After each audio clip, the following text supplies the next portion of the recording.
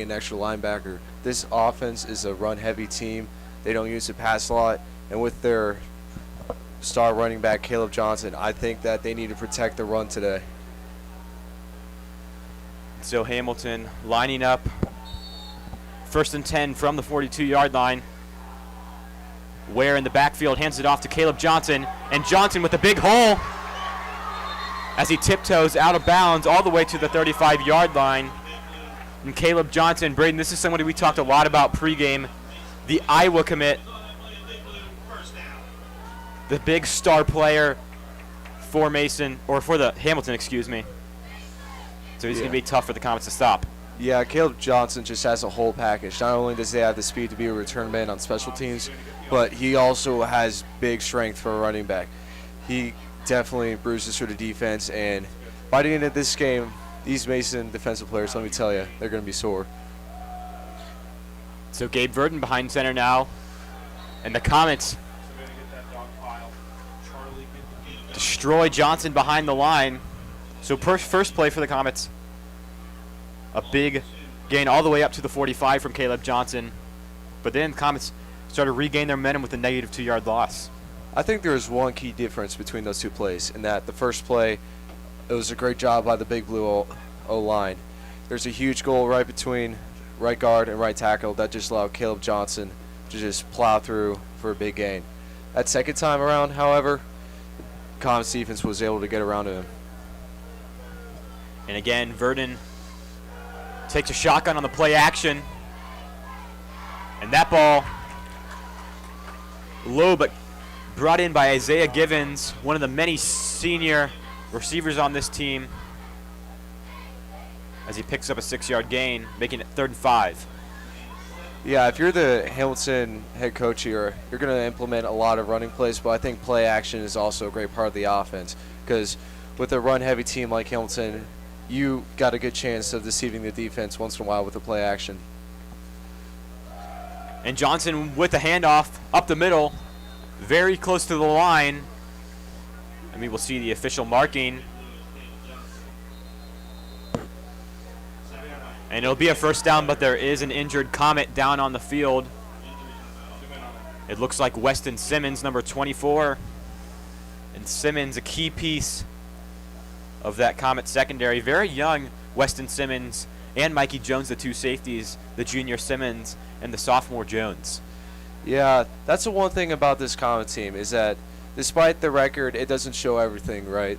This team has a lot of talent. It's just that they're just adjusting to a lot of their new roles, and a lot of them are young. But Justin Simmons definitely has stepped up into his junior year campaign. Yeah, a lot of those close games for the Comets this year, and despite being 3-6, Coach Castor would argue that the Comets could be 8-1, maybe a little more realistically 7-2. Very close. They lost at the very last second. 50-yard field goal from Centerville. Lost on a touchdown to end the game to Coleraine, Lakota East, same as Coleraine. And last week against Fairfield, another touchdown at the end of or a field goal at the end of the game to win. So 4 very close games. Exactly. I mean, 4 of their 6 losses have been within 1 score. So it's without a doubt that even when the Comets lose, they're fairly within the game most of the time. Exactly. And 1st and 10 for the Big Blue. Savannah, you are on main now. Savannah is on main. Givens in the shotgun. He's going to hand it off to Johnson yet again, and powering his way all the way up to the 30-yard line. And he turned what should have been about a 2-yard gain into a 4, and that's why he's committed to Iowa. Exactly. We talked about earlier about his big power front running back, and he just proved it right there. Going down, but not before bringing down 4 Comets with him. Using all of his 215 pounds there. So a little bit of a shaky start on defense for the Comets. They've been having some trouble stopping the Iowa commit, Caleb Johnson. That's been a common theme this year, as shotgun for Givens. And he's going to take it himself up the middle, as 4 Comet defenders bring him down at the 21-yard line. And the chains are moving yet again for the Big Blue, a little bit of an offensive spark. Yeah, Hamilton is one of the biggest rush-heavy offenses in the GMC. Almost all their yards come from it. That was a smart play call, though, by their offensive coordinator. Sometimes you're so focused on Caleb Johnson that you forget that their quarterback can also run, too, Kerry Ware.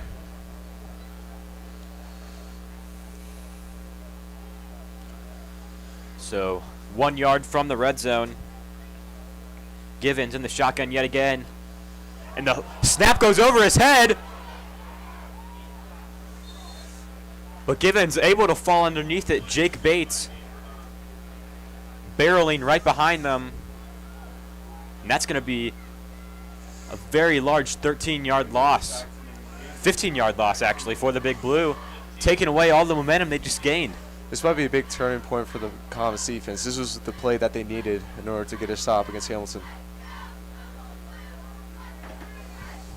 And after all that hard work, the long 2nd and 25 for the Big Blue. Givian in the shotgun, 2 receivers to his left, 2 to his right. And he's going to take it. And right through the hands of Jake Bates, but going to be intercepted by the Comets.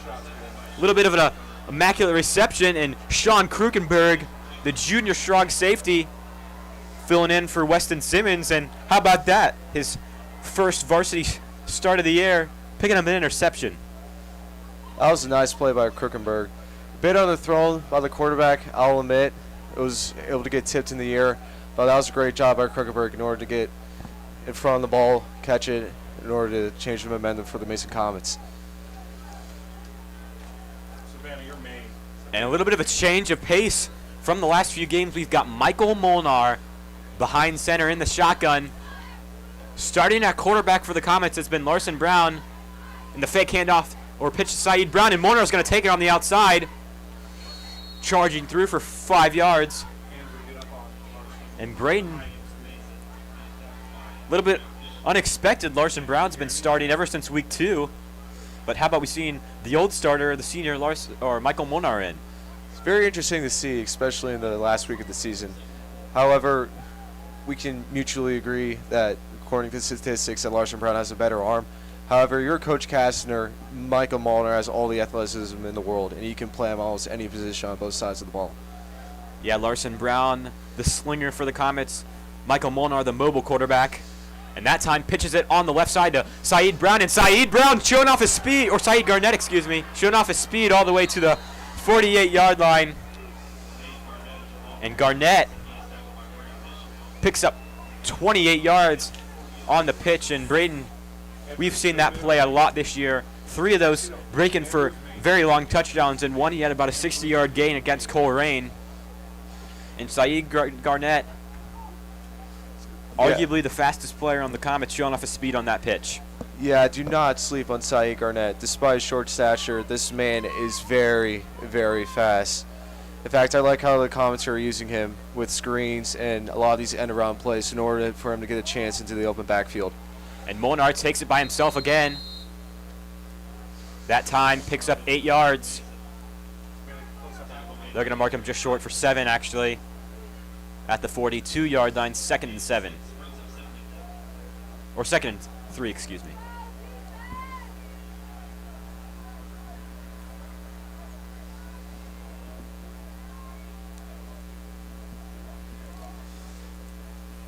So Kobe Lewis and Saeed Garnett on the left. Bryant Violan on the right. Ben Foss, not the tight end, on the left. And Michael Mulinar, as we said, with Nick Sailors in the backfield. And Sailors takes it up the middle, chugging his feet up to the 38-yard line. Let's see where they mark him. And they're going to give him the first down. The 3-yard gain as the chains move. Yeah, one of the key pieces for the Comets offense this year has definitely been Nick Sayers. With the quarterback situation switching between Mulinar and Larson Brown, he's been a key safety valve for the Comets. He may not necessarily break out for a huge gains, but he'll give you a solid 3 or 4 yard rush almost every single time, which is sometimes just what you need in a game. Exactly, and just as we were lifting up Nick Sailors, Mikey Jones enters the game. And the quick screen out to Saeed Garnett, but he's stuffed for a 2-yard gain. 2nd and 8. These are the types of routes that you want Saeed Garnett to Saeed Garnett to run, because he's not going to necessarily win a jump ball against these corners who have a few inches on him. But if you give him these screens and a lot of these end-around plays, he can definitely get in the open backfield. And let me tell you, if he gets open space, then he's gone. We saw that with his 28-yard pitch just a few moments ago. 2nd and 8 at the 36-yard line. Mulinar takes it by himself, finds a little bit of a hole, but he's stumbling on his feet and thrown down at the 26-yard line, picking up the first down on the 12-yard gain. Also pretty good blocking there by the Comets O-line. They've had a pretty inconsistent season after the loss of seniors Matthew Bilo and Paul Rodriguez. But tonight, so far, I don't want to jinx it or anything, but they've been playing pretty good. Charlie, you're on main. Charlie on main.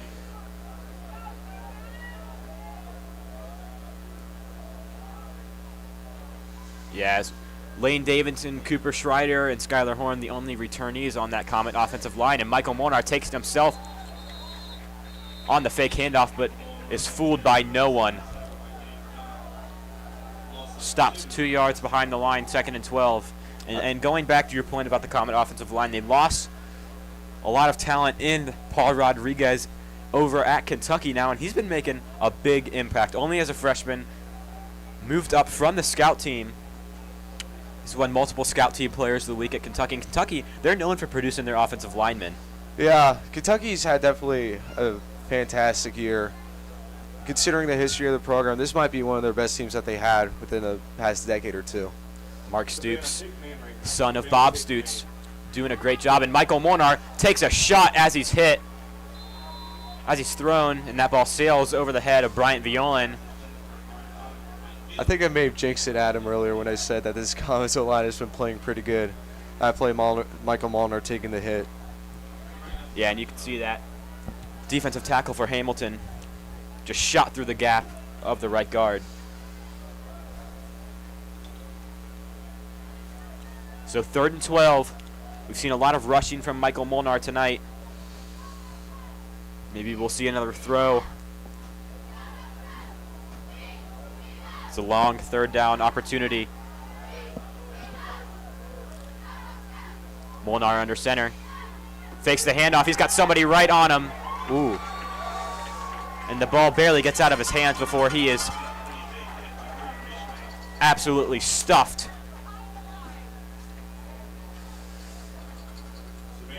The one thing that I like about Mulinar is that he's a quarterback that's not afraid to take hits. You see him run a lot of these options, and most of these times almost all the time, he's never sliding or anything. He's going straight on to a defender, and that might be risk injury, which is for a quarterback not very good, but still, it's pretty cool to see his toughness on the field. So Mulinar in the shotgun. 4th down, they choose to go for it. Kobe Lewis wide open on the right side. He's in open space, but he's stopped. And how about that open field tackle by the Big Blue?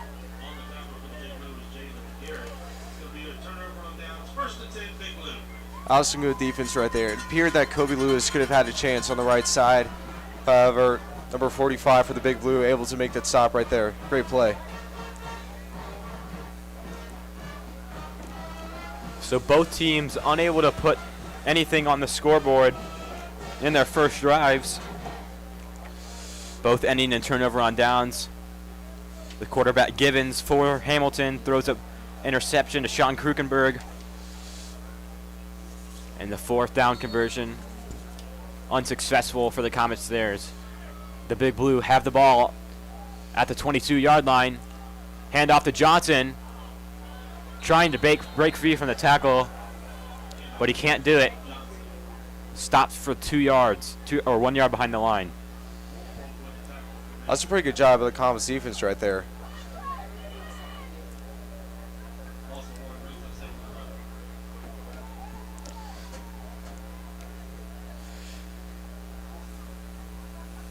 So we've had some big plays throughout this game.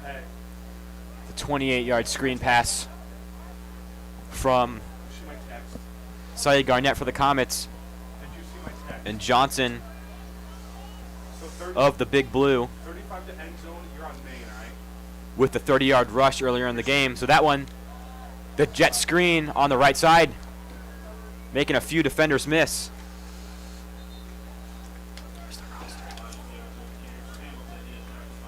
But all he can shake off is 2 yards.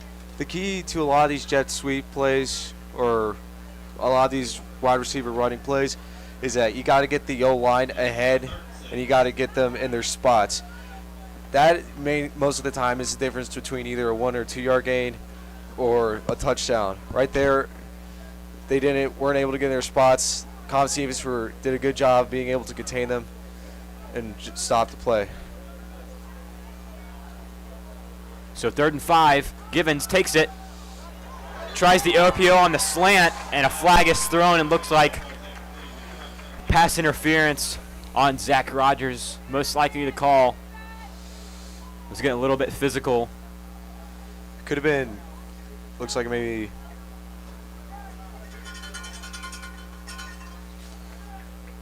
Looks like there was some contact between the DB and wide receiver on that play. Let's see who they call it on. And indeed, it will be on Zach Rogers, the junior corner. And Rogers, he's one of those players, you love the work ethic he brings. Always going up for every ball, despite a size disadvantage. Compared to a lot of these GMC teams, Mason is one that may arguably lack in athleticism. The one thing that we do have with, again, you're talking about Zach Rogers, Jake Bates, is that this team has a lot of heart. And Zach Rogers, And they've proved again on the this coverage, but Givens overthrown. And Hamilton fans not happy despite the overthrow. They thought Zach Rogers had some more contact on there. Yeah, that was some tight coverage there. So the unsuccessful throw by Givens there. If you're Hamilton, you've got to turn back to your Division I 3-star recruit Johnson, the running back, to get you a big play. And the direct snap is going to be stuffed behind the line. I think I jinxed them there. As I said, they need to get Caleb Johnson a little bit more involved, but Weston Simmons or Jake Bates swarming him behind the line. Interesting play call there. Tries to hand it off to the right side. Obviously, great job of breaking through the blockers and gave no opportunity for Johnson to cut back. So that one a 6-yard loss, making it a very long 3rd and 16 for the Big Blue. They're going to have to rely on the arm of Gabe Vernon. And the screen pass is going to be dropped. Kerry Ware unable to bring it in. So 4th and 16. That's going to force a punt at a Comet football. I think the play call by the Big Blue so far has been pretty smart in terms of passing game. Obviously, with the 3-star running back of Caleb Johnson, the Iowa commit, you're obviously going to hand it off to him most of the time. However, and that one's going to be a false start on the Big Blue, pushing him back even further. back to what I was saying, you're going to see a lot of these play action and slants for a lot of these safe options for the Big Blue. Not necessarily that'll get you 20 or 30 yards, but they'll give you a good chance to give you the first down. And very shallow punting position for Hamilton. You don't see that very often in high school sports. Just barely behind the line. And the quick punt doesn't get a lot of yardage, but has some top spin and just keep rolling all the way out of bounds to the 23-yard line. That was just a great roll by the football right there. That's his thing. In high school football, usually these punters don't have the largest legs, so you're going to have to rely a lot on the football rolling for another 10 yards in order to get good punts. And speaking of a punter that puts a lot of topspin on the ball, Michael Mulinar, we talk about the freak athlete he is, able to play receiver, safety, and quarterback all at the same time for the Comets. But I think the most spectacular thing this year for him has been his punting. He's had multiple 50-yard punts, and he just puts so much topspin on the ball. So he's under center for the Comets again with Nick Sailors to his right. Drops back, throws an out route to Bryant Violin, taken out of bounds at the 32-yard line, picking up 7 yards. Comets' passing game is probably going to go with a very similar one to Hamilton's. Quick pass, get out of the hands quickly, prevent there from being a turnover. And Bryant Violin, someone's name we called at the Sycamore game, had an unbelievable catch, absolutely mossed a defender, bringing it in for a tiptoe touchdown. So the Comets looking to utilize him a little bit more this season as they hand it off to Nick Sailors. Stopped right at the first down line, and they're going to move the chains. One of the Comets' 3 wins against the season, that Sycamore game was definitely, arguably, one of the most entertaining we've seen all year. Shootout, final score was 43-40. Larson Brown had a great game. Overall, it was just a fantastic game to see, and it was also a great morale boost for the Mason Comets. And, you know, beating your rival Sycamore in the Battle of the Skies, that's a game they look forward to all year. So to be able to put up the offensive numbers they did with 43 points was pretty outstanding. So Larson Brown's going to be under center for the Comets, and Mikey Jones takes it, cutting back to the right, picking up 13 yards. So the sophomore Mikey Jones plays both ways at safety and running back with a quick boost of 13 yards there. Yeah, Mikey Jones just has a boatload of potential. He has amazing athleticism, great speed. I could see the Comets utilizing him a lot more next year. And that's gonna bring us to the end of the first quarter. It's gonna be we're gonna take it to a quick message from the Mason High School Hope Squad. Hi, my name is Leila Sheikh, and I'm a member of the Mason Hope Squad. Hope Squad is a peer-to-peer suicide prevention and mental health awareness program here at MHS and at the Mason Middle School. We have over 50 Hope Squad members ranging across all 4 grades. We spread our awareness through social media posts on our Instagram and Twitter, as well as flyers throughout the school and just speaking to peers throughout the year. Something we did recently was hang up our See Something, Say Something posters in every classroom, so resources are readily available for you, friends, and teachers alike. If you or anyone you know need any type of support, please reach out to anyone wearing Hope Squad pins, shirts, and or just gear in general, and we would be willing to help and support anyone who's in need. Thank you so much.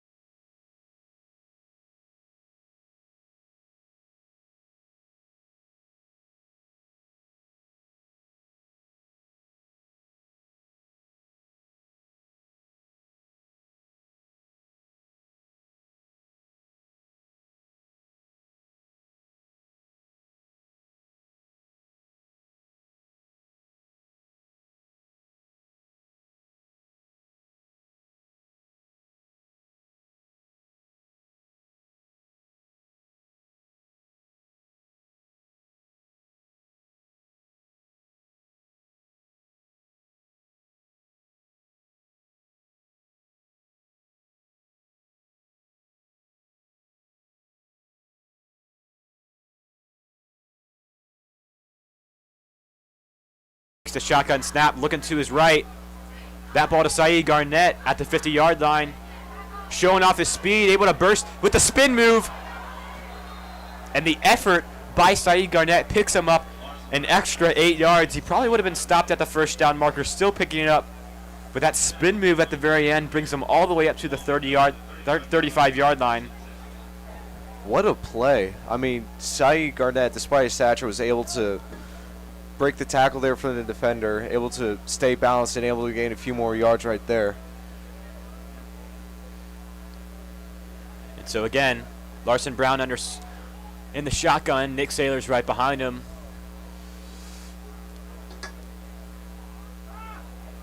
And that was a miscommunication by the Comets as Larson Brown went to hand it off to his left, and Nick Saylors came on the right. And so with 9 minutes and 45 seconds remaining in the second quarter, we've got a 0-0 game. Yeah, but it's not to say that there hasn't been a lack of offense. There's definitely been big games like the completion we saw to Saeed Garnett right there. None of these offense, however, haven't been able to consistently do it in order to string a scoring drive together. So again, Brown takes the snap, looking to his right. That ball caught by Kobe Lewis at the 25-yard line. And they're going to mark him they're going to move the chains. So the 10-yard completion from Larson Brown to Kobe Lewis as Mikey Jones checking in the game for Nick Saylors. And Braden, another thing we talked about pregame, Nick Saylors suffered an injury last week against Fairfield. So we weren't sure how much we were going to see him tonight. And with the additions of Mikey Jones, we haven't seen him a lot this season. He's shown a lot of talent and promise only as a sophomore. So with the limited Saylors, Mikey Jones is going to have a lot more impact. And again, there picks up 10 yards. So 2 big gains for Mikey Jones. The 13-yard carry in the first quarter, and now the 10-yard gain here. Yeah, Nick Saylors, he was a top 5 running back. I mean, he has been a top 5 running back in the GMC this year. However, if you're the Comets, you're not. It's devastating for him to suffer that injury. However, it's not necessarily the end of the world. Mikey Jones has filled in the role so far this game. He's broken out for a lot of plays, and also Mulinar has proven to be a viable option for Wildcat plays. So it's safe to say that the Comets rushing game is still going to be strong this game. And the Comets going to call their first timeout of the game. So with 8 minutes and 10 seconds remaining, Coach Castor looking to talk with his crew. We're going to head to a quick break. During the timeout break, 0-0 the score at Hamilton High School.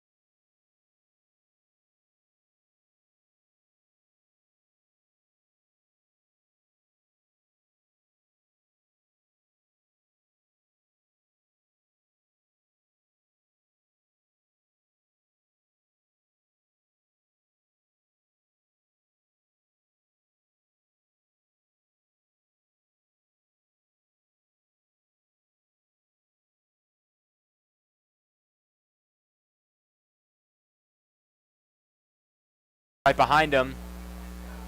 He's gonna keep it himself, but that play blown up in the backfield, and it's gonna be a 2-yard loss for the quarterback. That was a collapse of the O-line right there. If you're the Comets and you want to establish a run game, you're gotta have a consistent performance by the O-line here.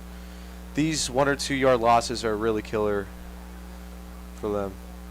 Exactly. So 2nd and 12 for the Comets.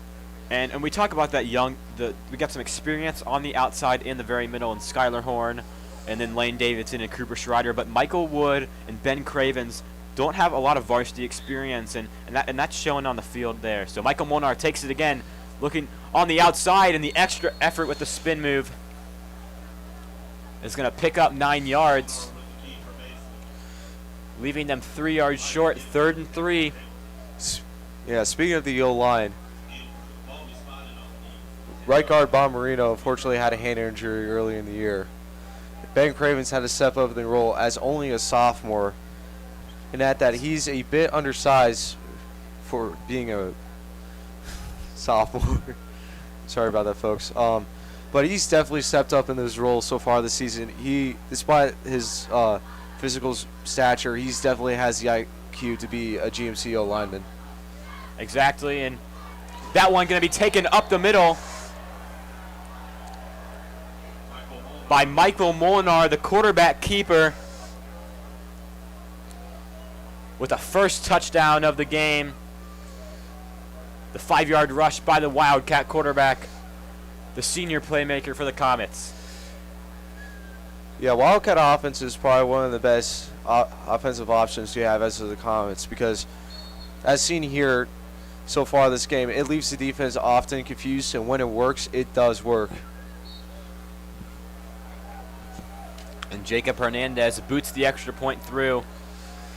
And that's another fun story on the Comets. Jacob Hernandez played soccer his whole high school career, but senior year decided to have a little bit of fun and joins the Mason football team, and 2 weeks later he's kicking extra points for the Comets.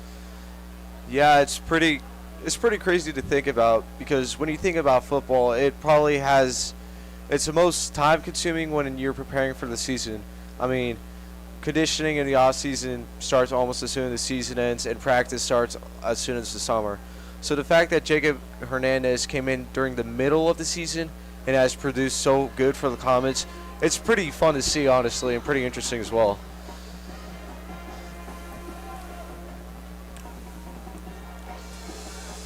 And as we trot back onto the field, Ryan Rominski, the kickoff specialist for the Comets. So not only do we have a little bit of a quarterback battle between Michael Mulinar and Larson Brown, we've got a kicker battle with Ryan Rominski, Jacob Hernandez, and Michael Timmons. But Ryan Rominski typically has the big leg out of all three. I see he boots that one away. Returned at the 20-yard line. And J.C. Deaton, one of many Comets to bring Elijah Gibbons down. And so as Hamilton Big Blue are trotting on the field, we talk about their all-star Caleb Johnson, the Iowa commit, and originally a Cal commit, but he was flipped during the year after all the success that the Hawkeyes have been having this year. Yeah, I mean, Iowa Hawkeyes, man, they've had a fantastic year. Had a great defense, also had a pretty good, strong rushing game that I think Caleb Johnson will fit nicely into. Was a bit of an off week last week, losing to Purdue Boilermakers. However, it's without a doubt to say that they've had a fantastic season. And so that one, a direct snap for Johnson. But he's going to be stopped after the 1-yard gain, 2nd and 9 for the Big Blue, and stopped by Jake Bates. Look at him right there. What I think is interesting about Jake Bates is that a lot of people may say he is undersized for a linebacker, but so far this season he's totaled 80 tackles, which is second in the GMC, only behind Caden Evans. And the closest guy to him, LeVitt Germain of Coleraine, is 21 tackles behind. So despite the stature, this guy plays with a ton of heart, and this man comes off the ball crazy. So that one, a direct snap for Andrew Huff.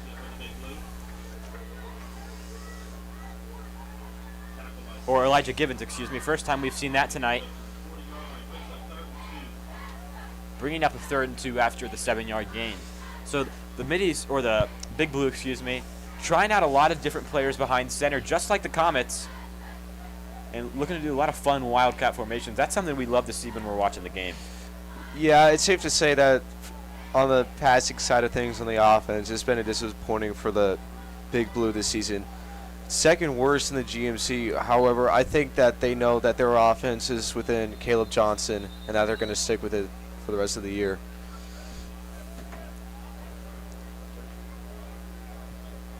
And a timeout's going to be called, and we're going to head over to a quick break. 7-0.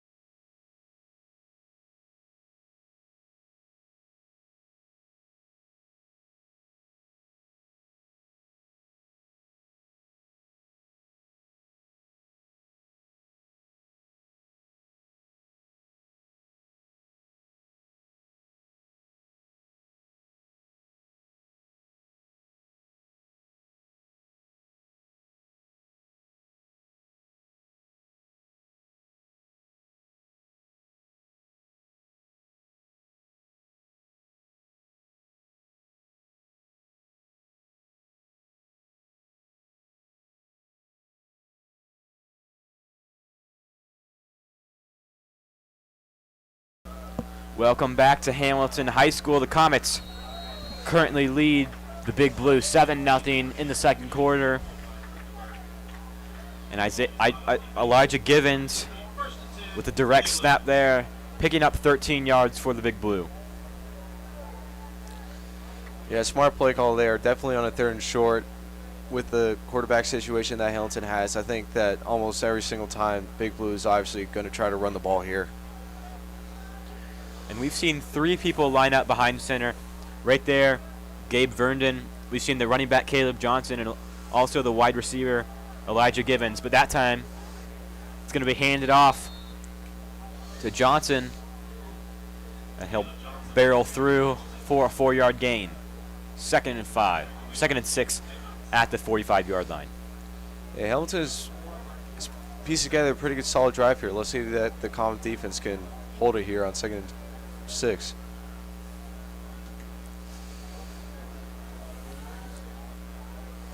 So we await the quarterback as both Vernon and Givens trotting into the huddle at the same time. But Vernon's going to get the call. We got a receiver in motion in Givens. And he has a nice little juke move, but stopped by Weston Simmons, who's back in the game after the injury. Picking up about 5.5, very close to the first down marker, but they're going to call him about a yard short. So 3rd and 1. Looks like we could see some batting heads here. Yeah, I just want to say that despite, excuse me, that was some great blocking there by Elijah Givens. You know, as a wide receiver, you don't necessarily get credit a lot for blocking, but he was able to hold off J.C. Deaton there for a solid gain. And from our angle, it looks like, led by Jake Bates, the Middies are going to be stopped at the line, or the Big Blue, excuse me, are going to be stopped at the line as we await the call. They're going to be just short. So we talk about that hot-headedness in a good way, that powerfulness that Jake Bates brings alongside Caden Evans, the 2 star linebackers for the Comets.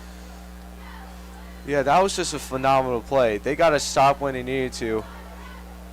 Appears they're going to go for a 4th down, but that was just... Hold on. And it looks like Hamilton was trying to catch Mason off sides, but there's going to be an official timeout. Yeah, back to what I was saying. 3rd and short with the star running back like Caleb Johnson, it's almost going to be a rush every time. But that was just a great play right there by Jacob Bates in order to contain the run and prevent him from gaining any yards right there. So 4th and 1. The speedy Elijah Givens checking in the game. We could see some fancy trickery here.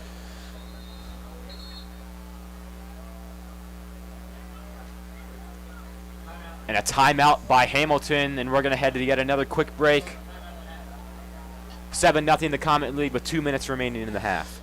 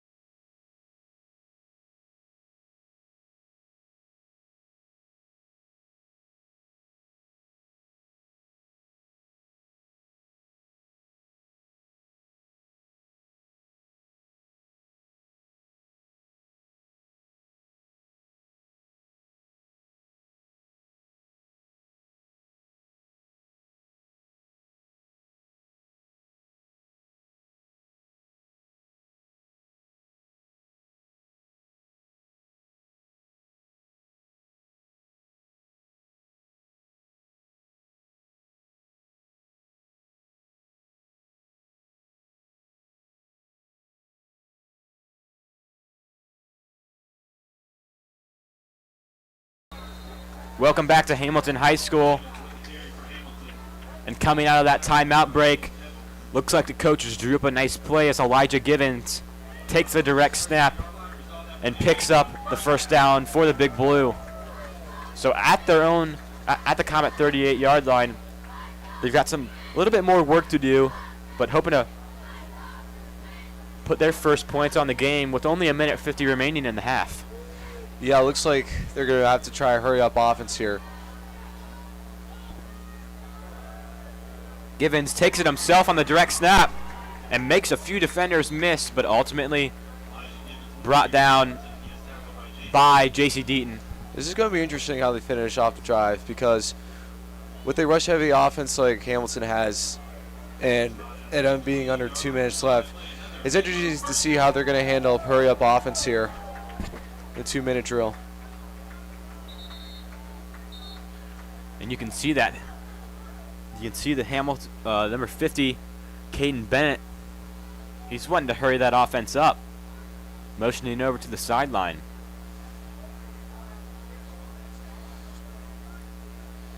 And that's going to force Hamilton to call their third timeout.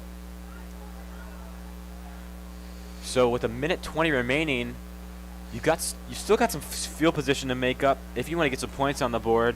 About 10, 20 more to get in the field goal range, and 35 to score, or 29 to score. Yeah, now they're going to have to rely on the pass, though, because if they keep running the ball, that clock is probably going to run out before they get a chance to get in solid field position for their kicker. And we can see in their punting formation, they don't have a lot of leg strength. So they need to get some field position. They've got the running back, Johnson, takes a direct snap on the outside and pushed out of bounds at the 20-yard line after the 8-yard gain. Yeah, that was a pretty bad play by the Comets defense, I'll be honest. That's kind of your worst-case scenario. The Big Blue get a big chunk of yards there, plus you stop the clock. I mean, I think it's pretty obvious at this point they're going to try to run the ball here and get it in, but they're going to try to run on the outside in order to get out of bounds and stop the clock since they have no timeouts left. Very smart by the 3-star recruit. And this one going to be taken by Gibbons on the outside. And how about that juke?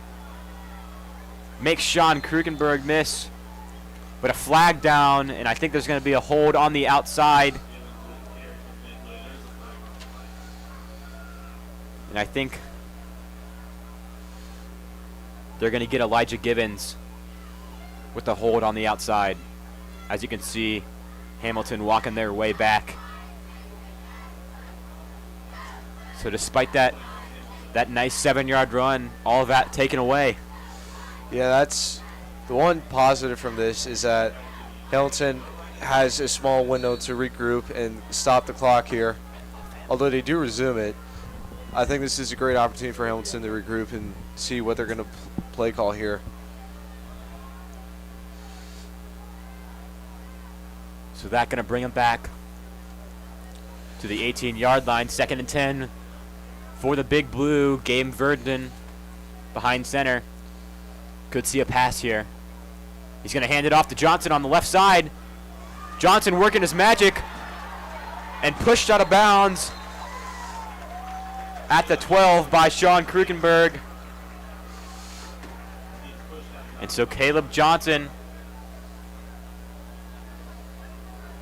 That was just another example of what I was saying earlier. Hamilton is going to try to run it to the outside a lot in order to stop the clock.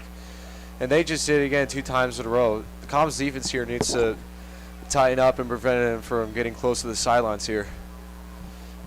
So only 43 seconds remain. Hamilton has the ball at the Comet 12-yard line. Isaiah Givens in the shotgun, but the Comets are going to call a timeout to regroup their defense, and we're going to take another quick break. 7-0 the Comet lead with 43 seconds left in the half.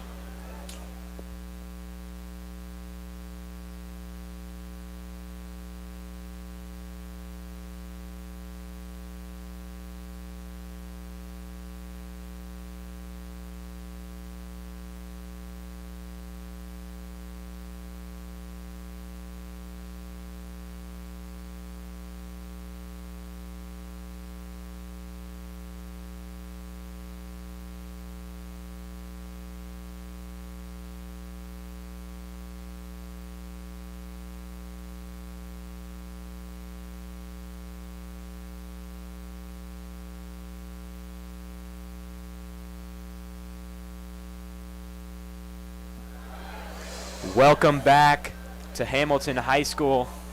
The Comets currently lead the Big Blue 7-0 with 43 seconds remaining in the second half. And the direct snap going to be taken by Givens all the way to the left side, and he's in for the Big Blue touchdown.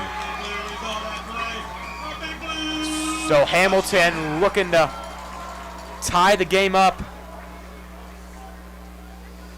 7-6 with the Elijah Givens touchdown. Braden, kind of break that play down for us. That was a pretty good play overall by Hamilton. Blockers on the left side were able to get in front, allowing Elijah Givens to get some room in the backfield, able to find a lane, cut it to the outside, and score for the Big Blue for the first score of the game.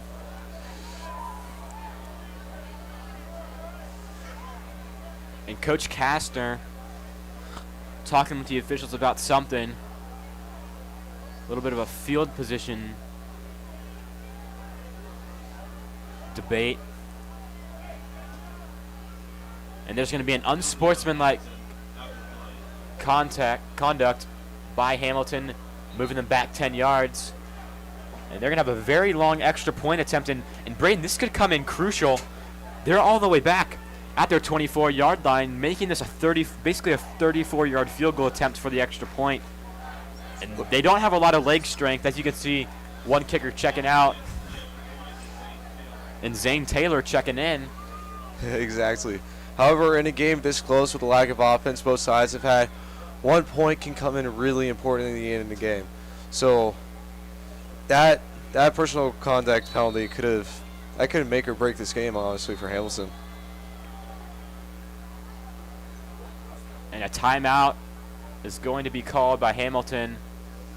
Their very last of the half, looking to regroup.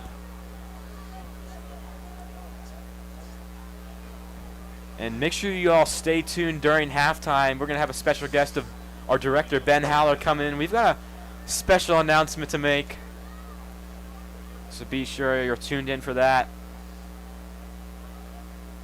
But going back to the first half so far, Braden, kind of break us down what the Comets have been doing really well and something they need to improve on going into the halftime break. Well, they've been playing classic high school football. They've been utilizing the run a lot, haven't been many pass attempts. They've definitely used Mulinar a lot, along with the sophomore Mikey Jones and a little bit of Nick Sailors. I think what they need to improve on in the second half is third down defense, because this drive by Hamilton that they scored on here was pretty long, and it could have been prevented on multiple plays. That's a great take. And so lefty kicker in the game for the Big Blue. Very crucial extra point. It's up. And he's got it. So the game tied at 7-7. 38 seconds remain in the second half.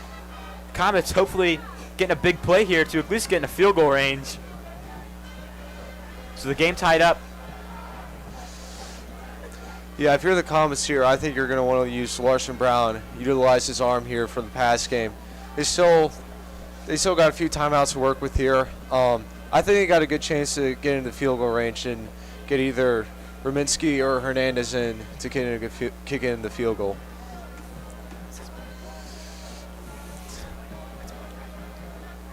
But I think Adam, in order for that to happen, I think it all needs to start off with a great return here. So let's see what Kobe Lewis can do for the Comets special teams. And we know Kobe Lewis and Saeed Garnett are capable of those big plays. We saw one of those already tonight from Saeed Garnett with a 28-yard pitch. Yeah, both of them have been the Comets' favorite weapons this season. Saeed Garnett with the phenomenal speed and Kobe Lewis with the all-around package that you want in a wide receiver. Speed, athleticism, and great hands. So we'll see what they get to do here on special teams. So Lewis and Garnett and Weston Simmons in the backfield. So we got 3 returners for the Comets. 38 seconds in the half. And that one booted very short. Returned by Kobe Lewis. Going up the middle. Trying to make a few defenders miss on the spin move, but ultimately going to be brought down at the 34-yard line. So 30 seconds remain. We're likely going to see Larson Brown in, as you saw, for some passing opportunities. I think they've got to get down to at least their 25-yard line. That sets up a 40-yard field goal, which is pushing it. But when you've got a leg like Ryan Rominski, it's the accuracy you've got to worry about. I think he has enough leg to get it there. Exactly, but you don't want to put pressure on him either. I think if you're the Comets, you're going to either throw an incomplete pass or air it out deep. And they've got one timeout remaining. So Brown looking to his right. He's got Bryant Violen. And Violen finds a little bit of a hole after picking up the 17-yard gain all the way up to the big blue 49-yard line. What a great job by Viol. Able to get open on that nice hitch route. Able to get to the outside and knew exactly when to go out of bounds while maximizing the amount of yards. And another play like that puts them very close to field goal position with 22 seconds left. They've got a timeout to spare. See if you can get 2 10-yard gains here. 10-plus yard gains.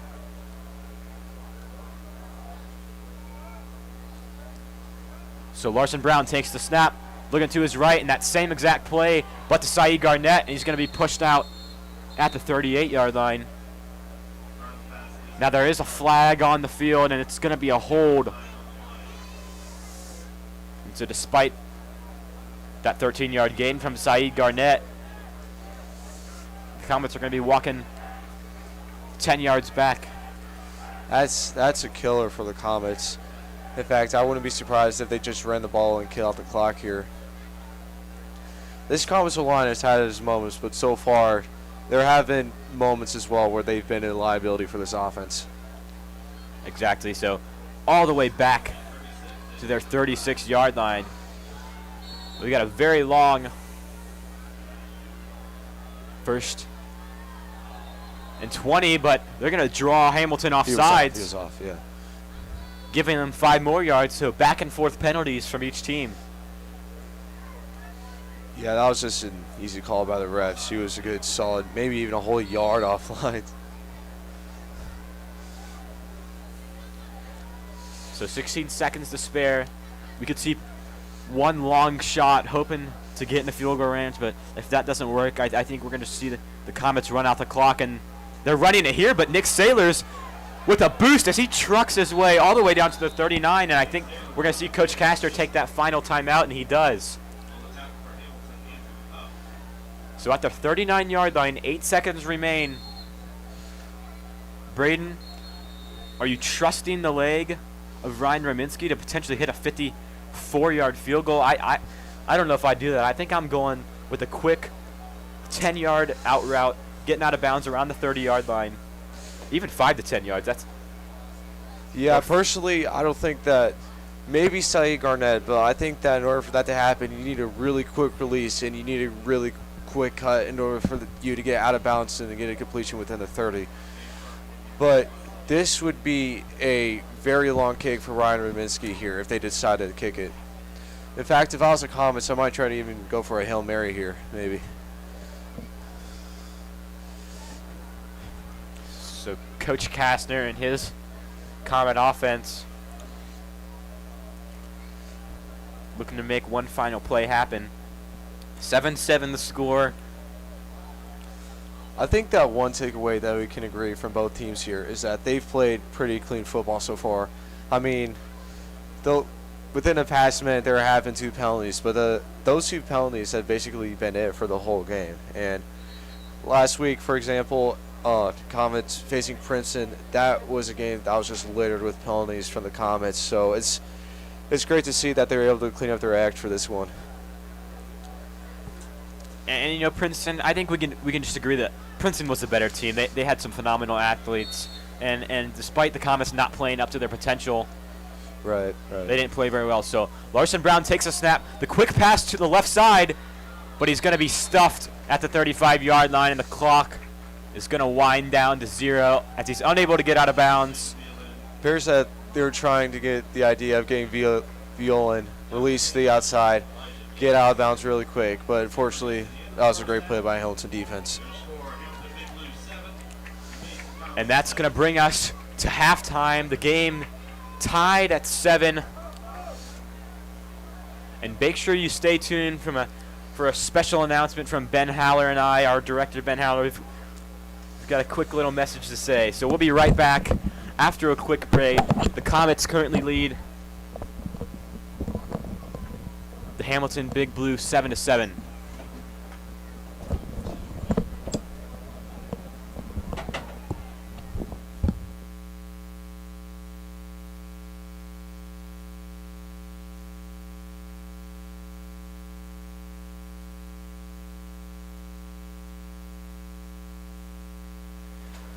And we're back here at Hamilton High School. I'm joined alongside our sports radio director, Ben Haller, and we've been wanting to say this all day, and you guys got a little bit of a sneak peek earlier with the little miscue on the graphics. Yep, that's right.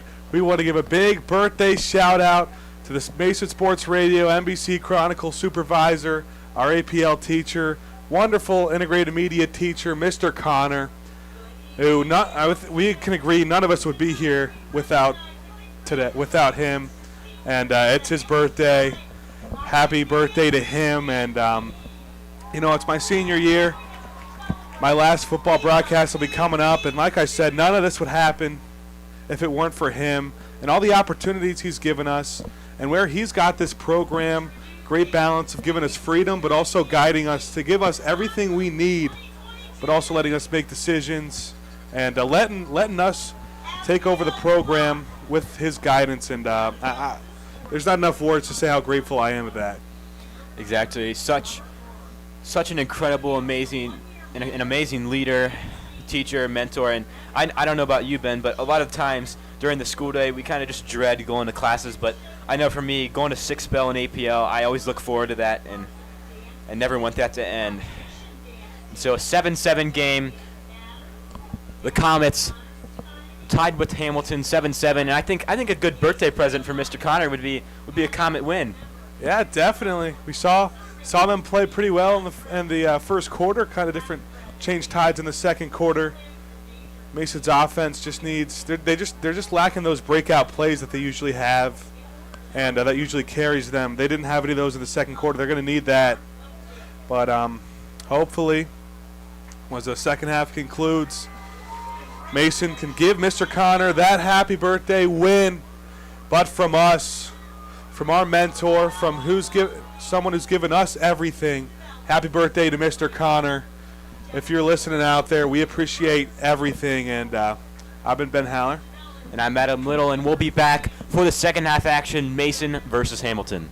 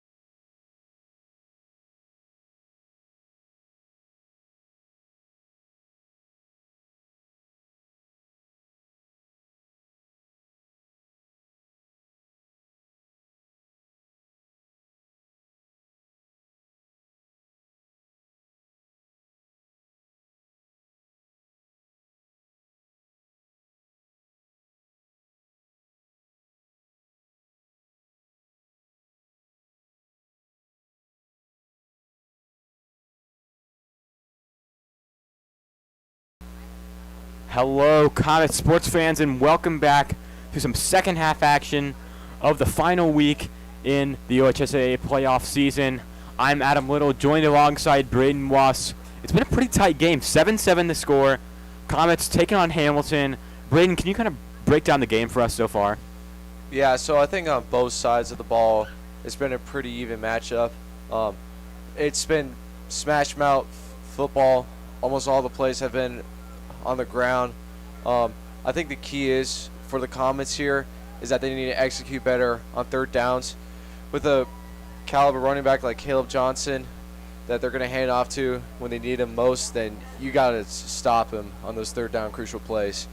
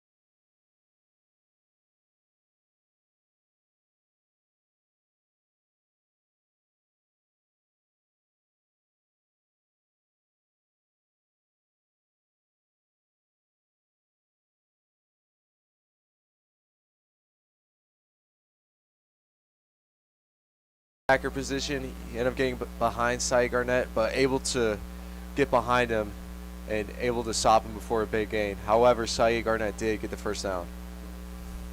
So 1st and 10 from the Comet 49-yard line.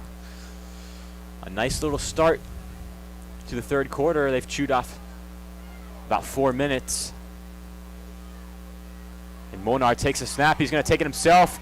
Going up the middle and cutting to his left, stays on his feet. And he's going. Elijah Givens chases him down, but not until he's up to the 27-yard line. What a play by Michael Mulinar.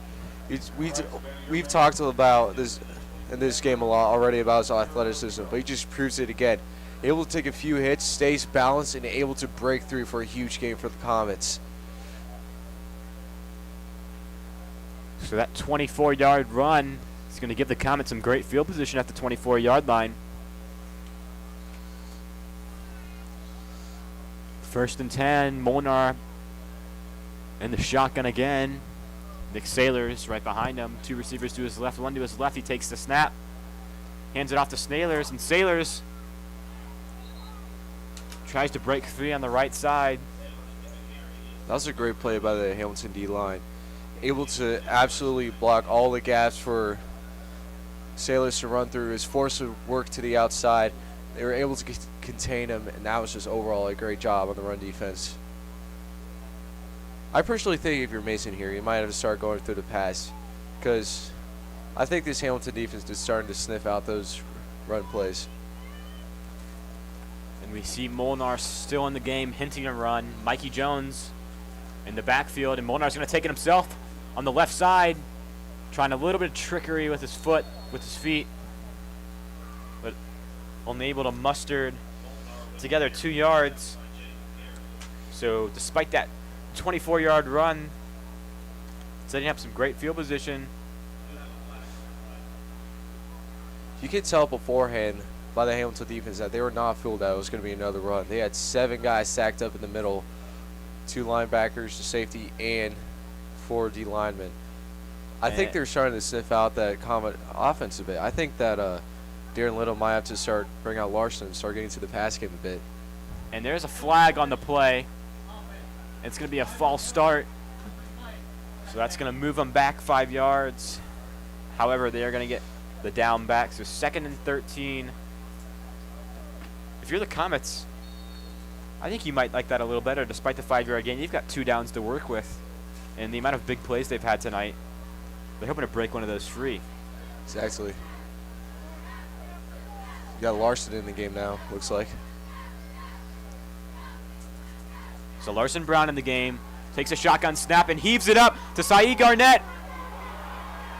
And he pulls it in for the Comet touchdown. Saeed Garnett, 27 yards. That was a great play call because I think that run game was starting to lull the Hamilton defense to sleep a little bit. However, they were able to get Saeed Garnett one-on-one, able to use his great speed to break away from the cornerback and able to get in for the touchdown. Just a great play call there by offensive coordinator Darren Little. So in the Comets' first drive of the second half, they punch it in for 6, and Jacob Hernandez makes it 7. So 14 to 7 to score. As the Comets are going to boot it away. I was saying earlier, that first play of the drive, that 8-yard run by Nick Sailors, I said that could be a big momentum booster. And this has been probably the most cleanest we've seen the Comets offense this game.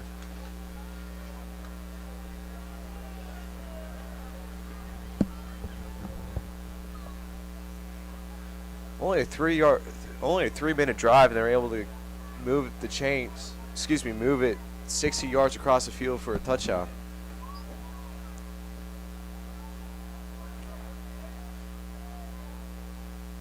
So Ryan Rominski is going to kick it off here for the Comets.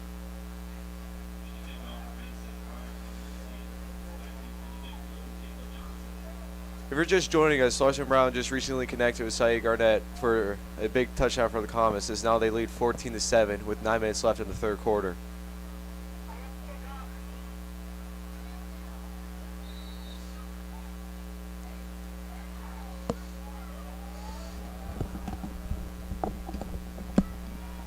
And that one taken at the 10-yard line. And Zach Rogers takes him down. So Braden, what does the Big Blue need to do to match the Comets and have a scoring drive here?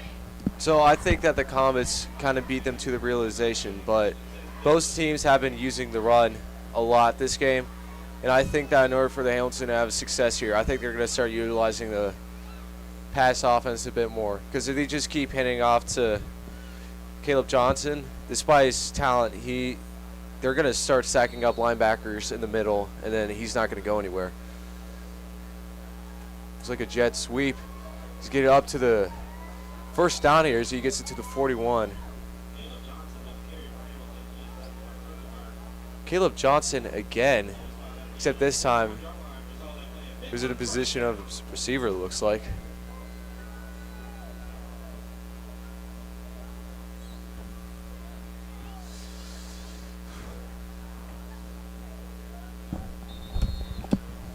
Looks like, and that jet sweep there, picking up the Big Blue first down. We've got a little bit of confusion on the Hamilton side of the ball.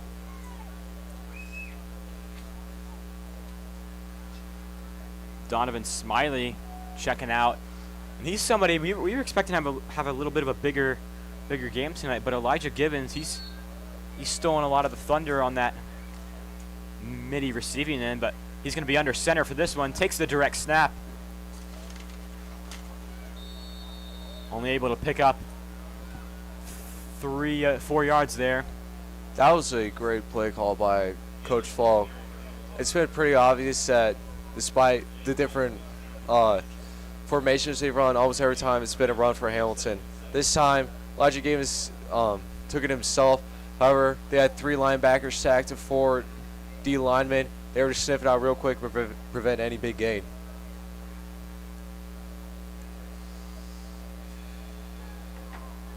So 2nd and 6. Gabe Vernon, the quarterback in the shotgun.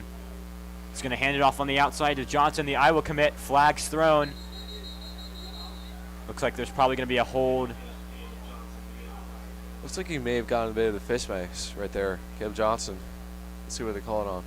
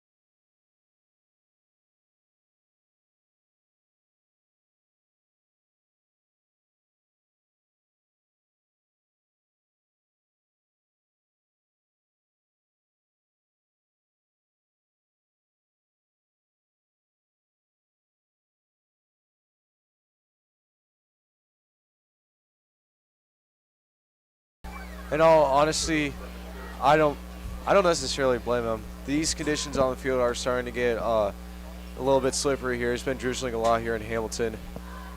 But, wow, Elijah Gibbons, athletic freak in nature there as he breaks away for the humongous gain as it goes from a 2nd 18 in their own territory to within the red zone.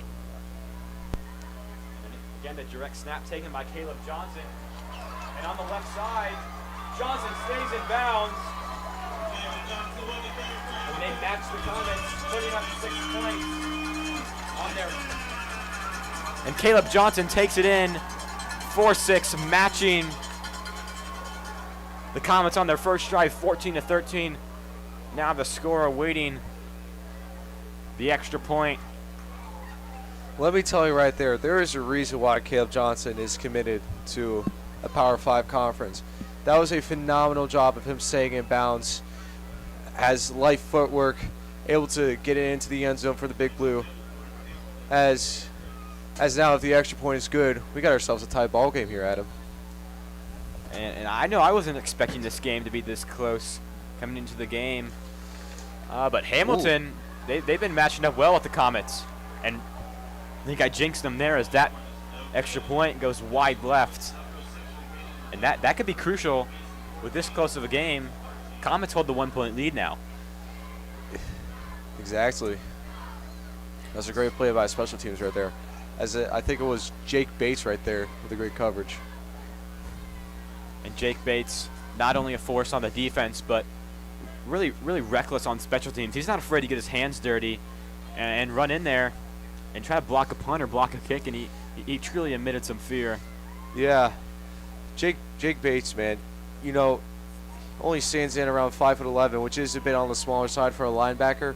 However, we talked about it earlier, this kid has tremendous heart, and he's not afraid to use his body here to get a few guys down. I mean, this guy is reminiscent of Rudy here, and he so far has played phenomenal this game on the Comets defense. Yeah, and if he was just a few inches taller, I think we could call him a lock D1 commit. But I think some D1 schools, especially some MAC schools, could overshadow his height deficit, I guess we could say, and just put his heart on the line, and that's how I would recruit if I was a college team. Somebody that's not afraid to get their hands dirty and knock someone's head off. Yeah, a lot of these college scouts, recruiters. And a miscommunication there by Kobe Lewis. We saw that in the Lakota East game, and he just needs to get underneath the ball, and he does.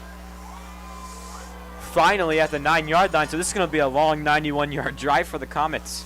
Yeah, we were talking about Lakota's game earlier. Twice it happened. Kobe Lewis just couldn't get down on the ball. Right there should have been a solid return, maybe to the 20, 30-yard line. Instead, Comets are starting with their own 9. But back to what we were saying earlier about college recruiters, they go a lot based on your physical stats and also how you perform in games. But you can't really measure heart. It's disappointing to see because guys like Jake Bates definitely have the hard work and dedication to go D1. But unfortunately, it's looking like it might not happen. And under center, Larson Brown hands it off to Mikey Jones, and he's going to be destroyed behind the line for a 2-yard loss. Yeah, if you're the Comets here, this is an interesting play call because you don't want to necessarily get stuffed again and risk a safety. However, if you go in a shotgun, then Larson Brown or Michael Mulinar is already starting or nearly starting in there.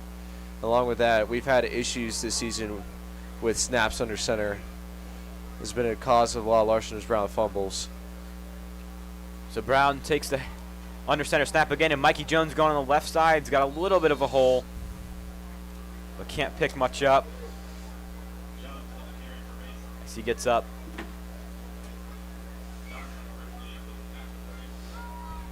To the 13-yard line, a 4-yard gain. To third and 6. Yeah, despite losing a lot of seniors this past year, this Comets team is actually mostly made up of juniors and seniors on offense and defense. However, 2 biggest impacts we've had this season has definitely been Ben Cravens on the O-line and Mikey Jones, who has shown promise in safety and running back. Larson Brown steps back. He's going to fire it to Michael Mulinar, and does he have the catch?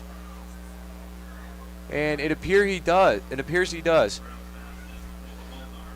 Great call by Darren Little. Quick hitch route. Michael Mulinar able to get free and retain it for the first down. And talk about that quarterback connection. Larson Brown and Michael Mulinar, they've been splitting snaps all day. And how about throwing a quick pass to each other? It's very interesting to see. Excuse me. It's very interesting to see. You definitely don't see it at a collegiate level or a professional level. So Larson Brown takes the shotgun snap outside to Mulinar again, and able to pick up 7, but unable to make much more as he has the tiptoe effort. It's a bit of deja vu right there. Looks like almost the same route, same result.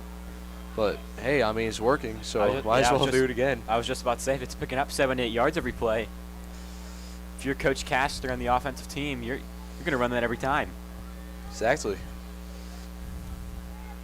So again, Brown in the shotgun, Nick Sailors to his right, Ben Fosnot, the big tight end. Could be looking at a run here, and it is. Sailors trying to cut to the left, but stopped after the 2-yard gain. 3rd and 1. Speaking of Ben Fosnot, doesn't get as much credit as he deserves. He this season he hasn't necessarily been used as a weapon for Larson Brown, but man, this man can block. I mean, if you can get him with its head on the right side with the right tackle, then you got the right side open. You can utilize that a lot with Nick Sailors. Yeah, and standing. Interesting setup here. At a whopping 6'5", he really knows how to bring the force. So a pitch to Nick Sailors on the outside and powers through for the first down as he picks up 3. That's all they needed. It looks like they had no receiver on that setup. They just flat out said, we're going to run the ball. We're going to put all of our blockers in front of it, but in that scenario, it worked. Interesting to see 2 fullbacks and a halfback in the same play.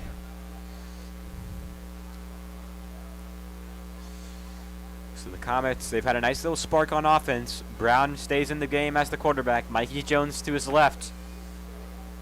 2 receivers on the right, 1 to his left, and Ben Fosnot in the block. Brown drops back. Pump fake. Kobe Lewis on the right side. And what a catch by Kobe Lewis.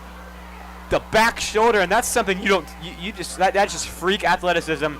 Tricking his defender into going left, and at the last second flips his hips and catches left. I mean, that's phenomenal. And what a throw by Larson Brown. Yeah, Larson Brown also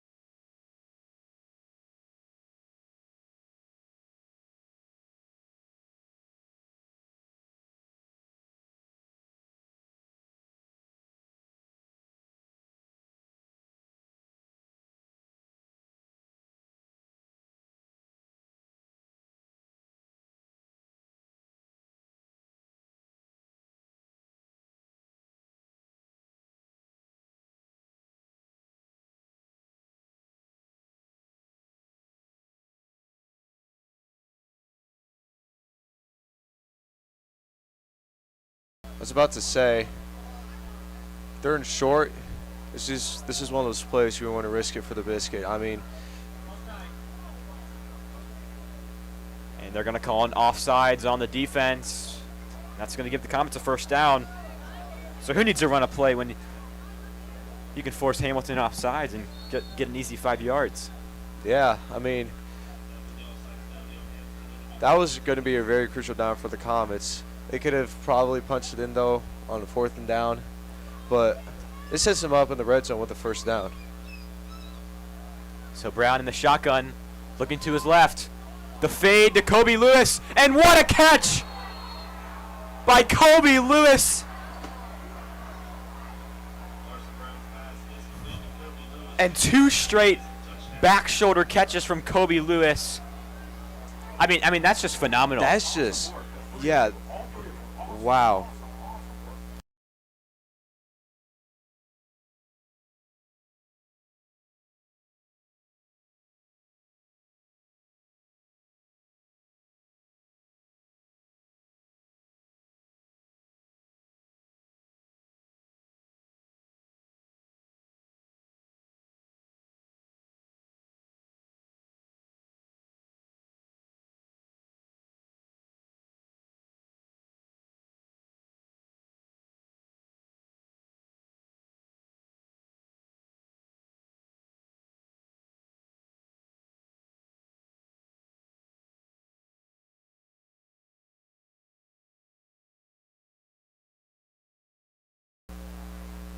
And Jacob Hernandez nails the extra point, extending the Comet lead to 8. So that's going to force Hamilton in a tricky situation if they can run down the field and score. They're going to have to go for 2 to tie the game up. Exactly. In that scenario, if you're the head coach for Hamilton, you got to go into your bag of tricks, see what you got. But so far, we've definitely seen some creativity a lot with jet sweeps and how they've been doing the run game. However, I think in order for them to march downfield, again, I've said a lot this game, but I think they need to use the passing game more, to be honest. Yeah, and we saw that right there with the back shoulder catch by Kobe Lewis from Larson Brown in the back left corner of the end zone. Yeah, Kobe Lewis has had his up and downs this year. Downs more on the special teams, but man, that kid has definitely been probably our best receiver that Mason has had. Maybe in a while even. Yeah, Saeed Garnett and Kobe Lewis both having some great years. Saeed Garnett in the slot and Kobe Lewis on the outside. Along with Brian Violin, this is a solid receiving core that the Comets have. So Ryan Raminsky looking to boot it away for the Comets. And it's going to be a squib. Fielded at the 15. And Jake Bates, we talked about that special teams monster, brings him down at the 25. I was concerned that he was going to break away and he would have gone another 5 or 10 yards. But Jake Bates just wasn't going to let that happen, man. That was a great play.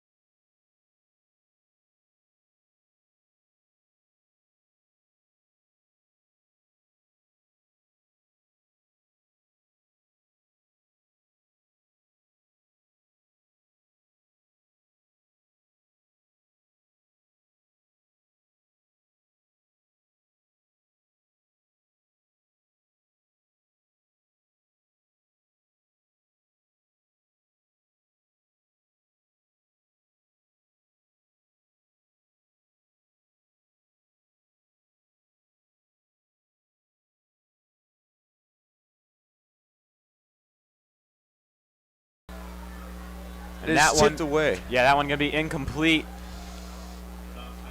Gabe Vernon taking a hard hit after the throw. So a little bit of risky play we've seen from Hamilton. We don't see that very often. But a throwing attempt I think we can see why Sean Krickenberg almost with his second pick of the game for him in his first start. He's had a pretty impressive game. On the very rare occasion that they have thrown the ball, he's shut it down. Exactly. Sean Krukenberg. He hasn't seen much playing time this year, but he stepped in for the injured Weston Simmons, and 2 plays later pulls in an interception. So that one's going to be a keeper from Elijah Givens. The Comets trying to get him down, but a hard hit in the back from Malachi Reed. It's going to stop him after he gets the first down.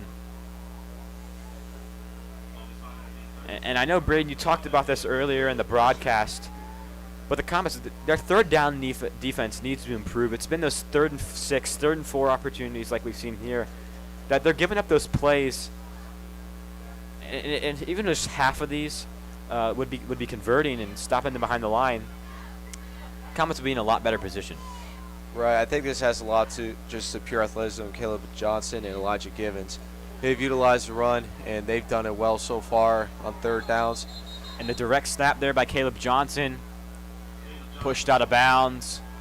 Continuing on what I said, even when it's blatantly obvious, like they're going to run the football, Comets haven't been able to stop them. And the problem is that these drives end up getting dragged out longer and longer. And in close games like this wears out the defense and likely ends up with a score. And that's going to bring us to the end of the 3rd quarter.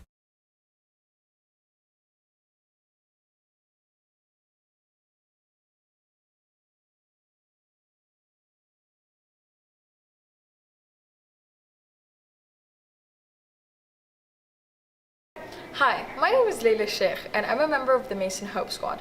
Hope Squad is a peer-to-peer suicide prevention and mental health awareness program here at MHS and at the Mason Middle School. We have over 50 Hope Squad members ranging across all 4 grades. We spread our awareness through social media posts on our Instagram and Twitter, as well as flyers throughout the school and just speaking to peers throughout the year. Something we did recently was hang up our See Something, Say Something posters in every classroom, so resources are readily available for you, friends, and teachers alike. If you or anyone you know need any type of support, please reach out to anyone wearing Hope Squad pins, shirts, and or just gear in general, and we would be willing to help and support anyone who's in need. Thank you so much.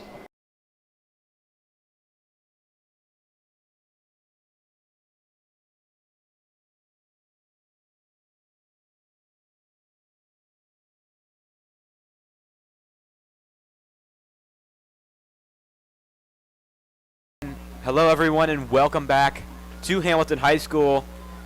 The start of the 4th quarter. The Comets currently lead Hamilton 21-13. I'm Adam Little, joined alongside Braden Watt.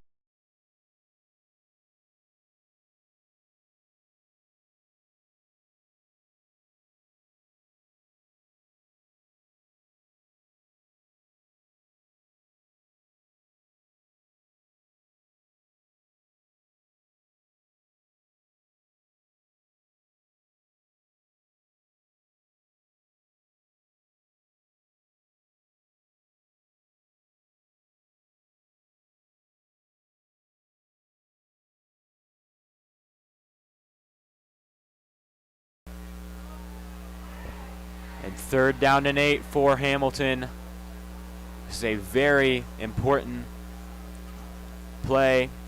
Is that one going to be a quarterback keeper from Gibbons, and he's going to break free on the right side.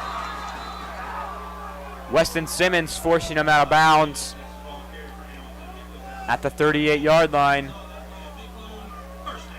That's going to force a big blue first down. I've said it before that Hamilton's pass game hasn't been that strong. However, that play, I don't think they need to be honest. Their running game with Elijah Givens and running the option with Caleb Johnson has proven pretty good this game, I'd say. Yeah, there's a reason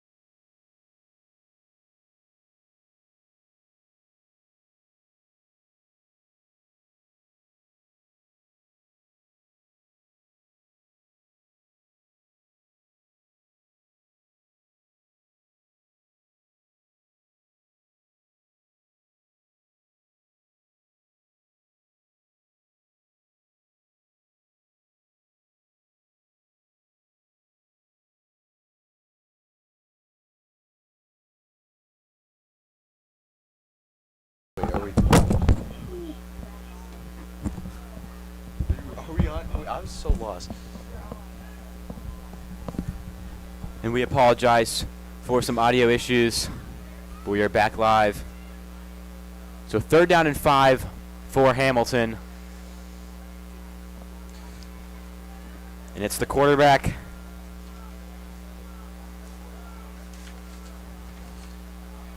Gabe Vernon back in the game. Is he going to take it by himself? Barreling his way all the way up for a 1st down. Yeah, when we talk about freak athletes on Hamilton football, we often obviously talk about Caleb Johnson and Elijah Givens, especially in this broadcast. However, if you look at number 72 on the O-line, Derek Deaton, coming at 6'6", 330 on the O-line as a junior. Man, that guy's big. They're going to be lucky to have him back next year. So 1st and 10 at the Mason 27-yard line.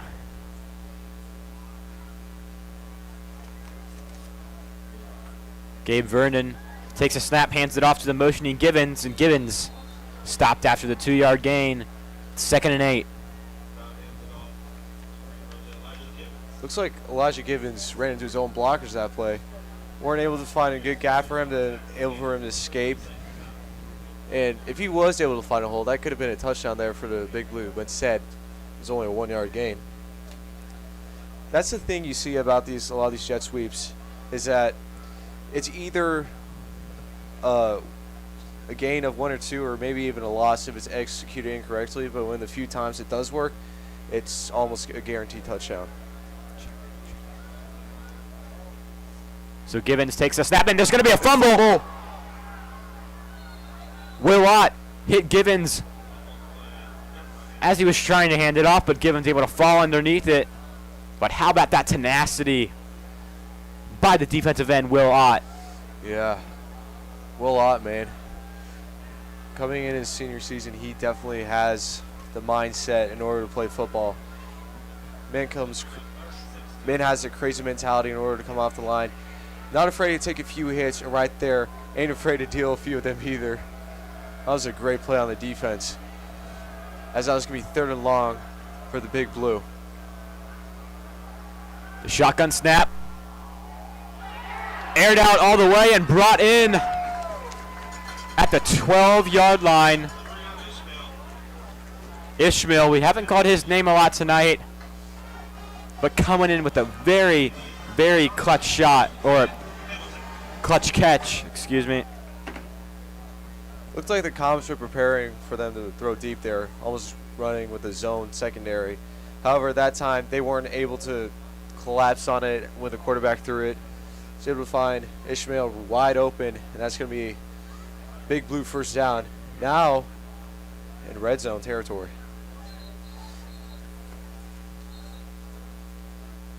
Looks like there's going to be a stoppage of play. A little bit of a uniform issue from Breon Ishmael. But that's not going to stop Hamilton from continuing their powerful drive. Gabe Vernon in the shotgun, nobody near him, and he's going to take it by himself. And powering all the way up to the 9-yard line. 2nd and 5. This is the thing I find crazy about Hamilton's offense. That play right there, you had 8 guys stacked up in the middle. They still ran the football, and they still were able to get a 5-yard gain. Usually in most scenarios and most offenses, that is a huge loss. However, these options that they have for the run game is so athletic, and their O-line is so good that no matter how many guys Mason's teams have put up front, they just can't stop the run offense here for the Big Blue. It's going to be the outside.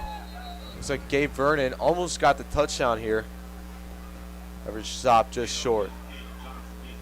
Excuse me, Caleb Johnson.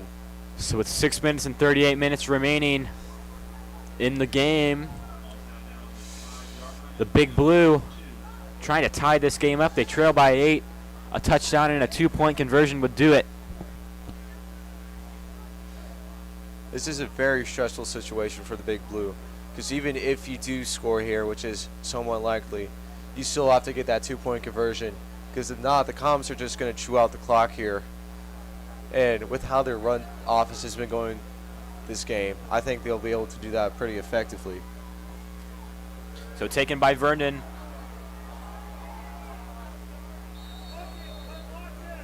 Up the middle, but he's going to be stopped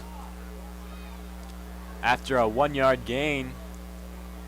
So a very important 4th down in 2 opportunity. 6 minutes and 30 seconds remain in the game. But Braden, I think you got to go for this. You're that close to your end zone. Very short 4th down, and your run game's been very successful today. You've got a D1 3-star commit.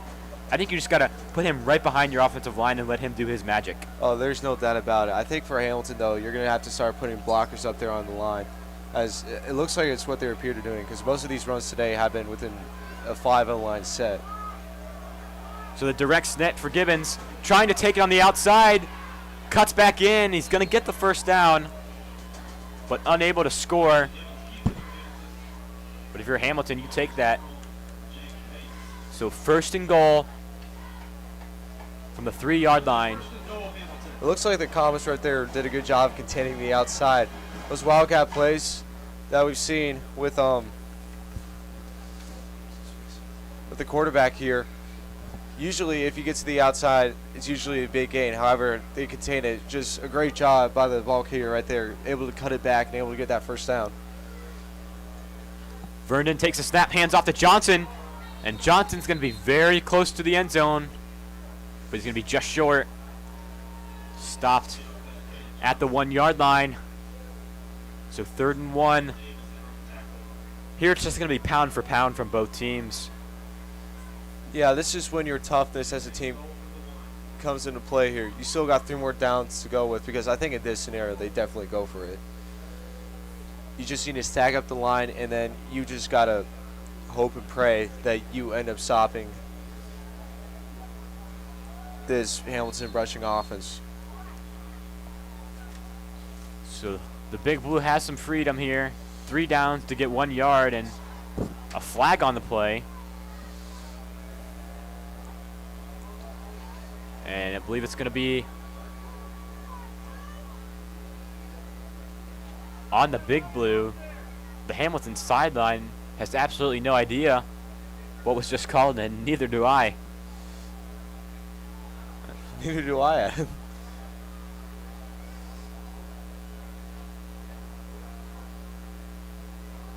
And Hamilton trotting back to their bench.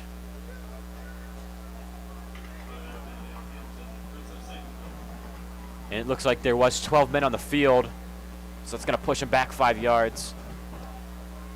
Taking away their incredible field position. Now they've got to get 6 yards on 2nd down.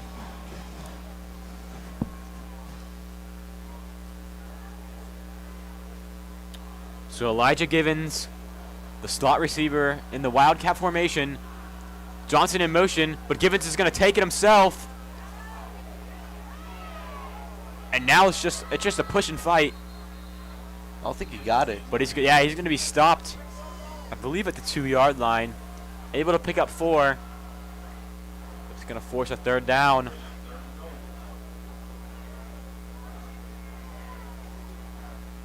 Yeah, if you're the Comets here, this is when you have to be mentally and physically tough.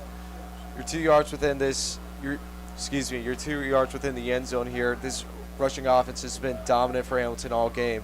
That's just when, as a team, you need to clutch up and be able to stop them if they want to be victorious in this game. Direct snap from Johnson, trying to take it up the middle, and he's going to get a touchdown. So Hamilton spices things up a little bit. The game now 19-21. We've got 3 minutes and 50 seconds remaining. They've got to go for 2 here, try to tie this game up. They missed an extra point earlier in the third quarter.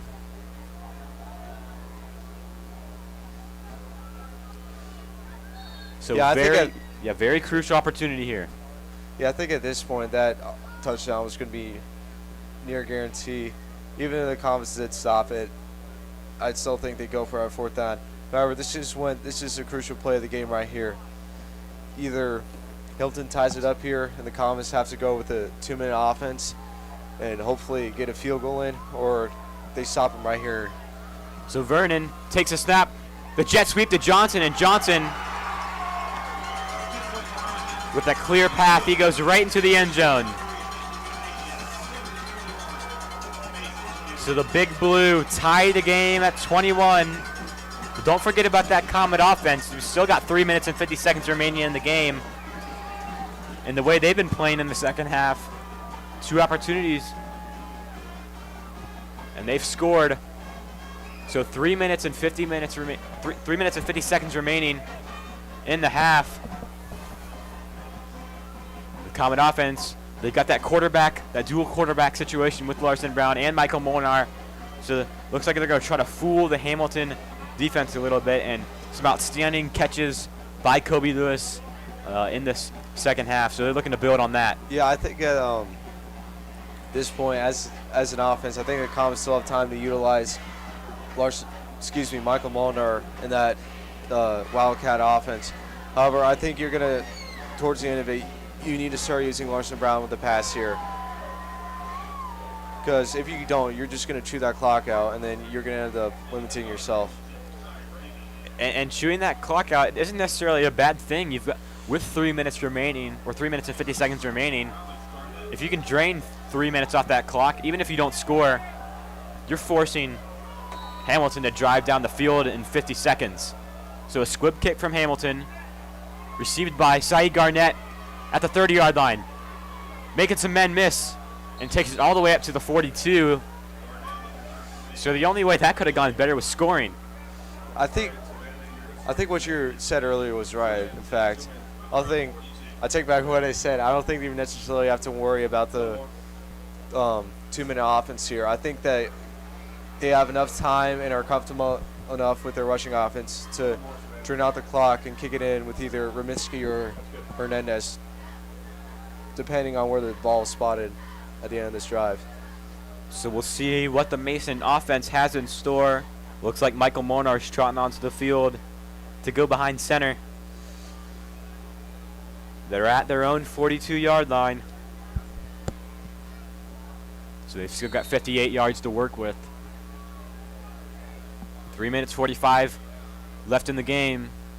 And Molnar takes a snap. Fake handoff to Sailors. And Molnar takes it himself on the outside. And a gaping hole as he charges ahead for another 25-yard gain. Wow, that was just a great play by Molnar, able to find a running lane, able to break through. Phenomenal speed right there. 25-yard gain right there. I think at this point, if you're the Comets, you just got to sit on the football here. Exactly. You got to gain about 10 to 20 more yards, get into comfortable field goal range. Jacob Hernandez, he's been very accurate this year. Ryan Raminsky, not as accurate, but he's got a heck of a leg. So if you can chew some clock with Nick Sailors and Mikey Jones, 3 minutes left in the game, and Molnar takes a snap, hands it off, keeps it himself, pulls it, and Molnar charging ahead for 13 more.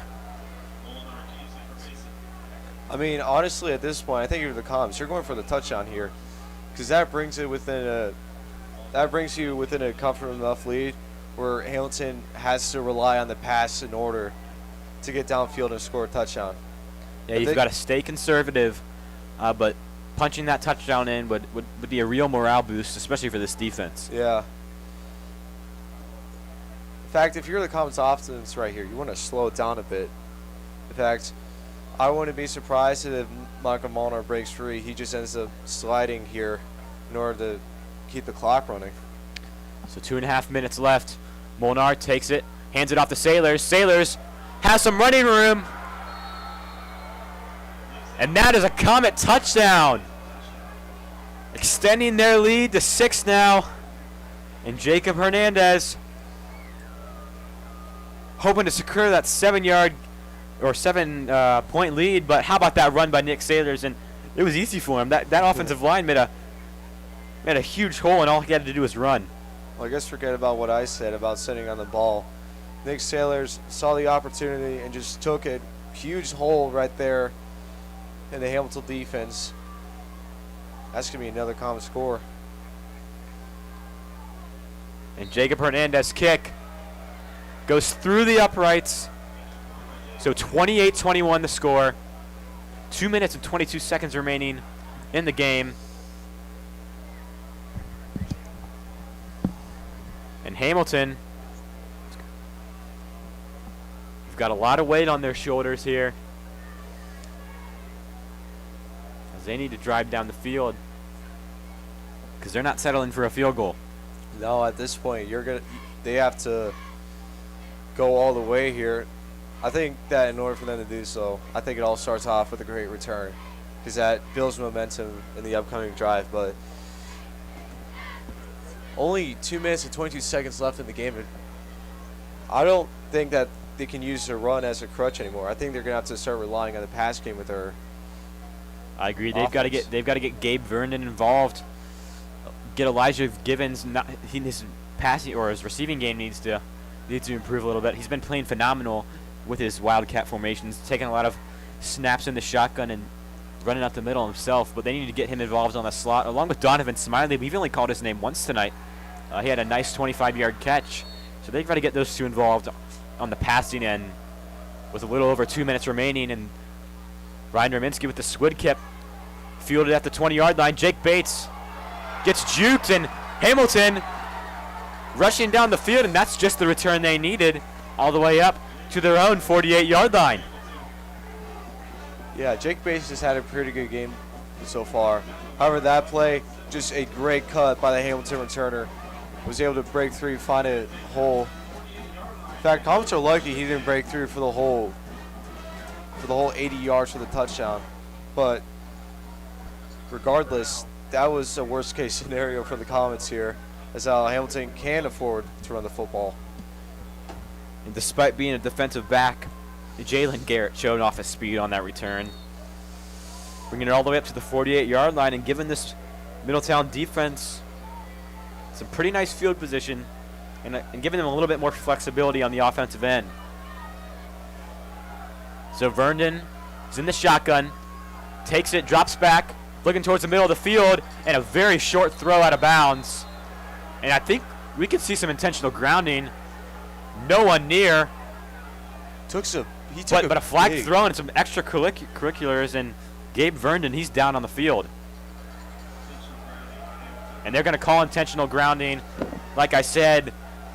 But even more concerning for Hamilton isn't that penalty. It's your quarterback, Gabe Vernon.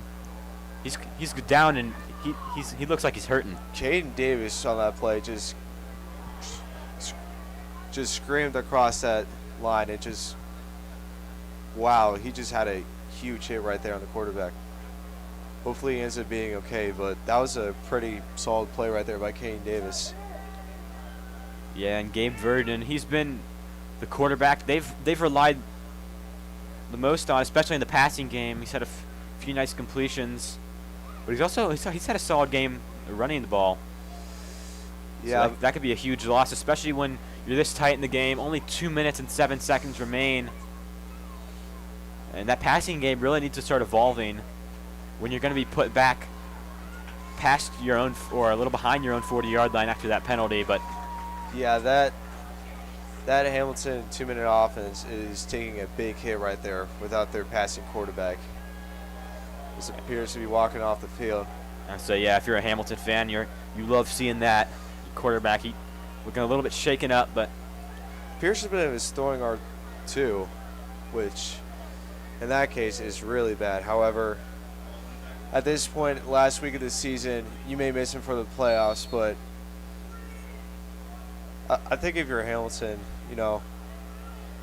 at least it's not in the beginning of the year. That's the only bright side to this.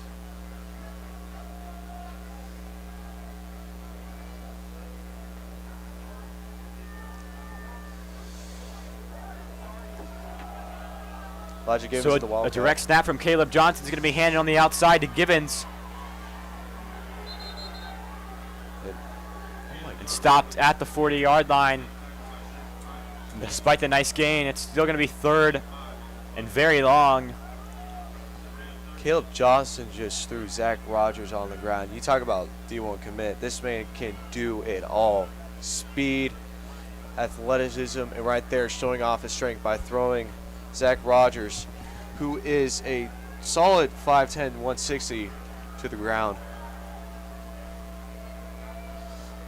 So again, Gibbons is in the shotgun. Tries to take it himself, but he's going to be stopped far behind the line on that third down. And those Mason defenders and Jake Bates and Caden Davis, they're rolling after that big stop. Appeared to be a bit of miscommunication right there. Looks like it was a handoff, but it didn't happen. Caden Davis was able to pounce on it. The rest of the comms D line in order to stop. It's now going to be a 4th and very long here for the Big Blue. So 4th and 21. You have to go for it when you're Hamilton. Only 59 seconds on the clock, and especially with your throwing quarterback injured, they're going to have to rely on a miracle here, Braden. Exactly. Odds are not looking very good for the Big Blue right now. This is going to be a timeout, looks like. That's going to force the Big Blue to call a timeout. Coach trying to draw up a play, as we said before. Your main throwing quarterback in Gabe Vernon, he's down with an injury. And the other two people you've been having line up behind the center is Caleb Johnson, your running back, and Elijah Gibbons, your slot receiver. And on the roster, the only other quarterback is Kerry Ware, but we haven't seen him at all tonight.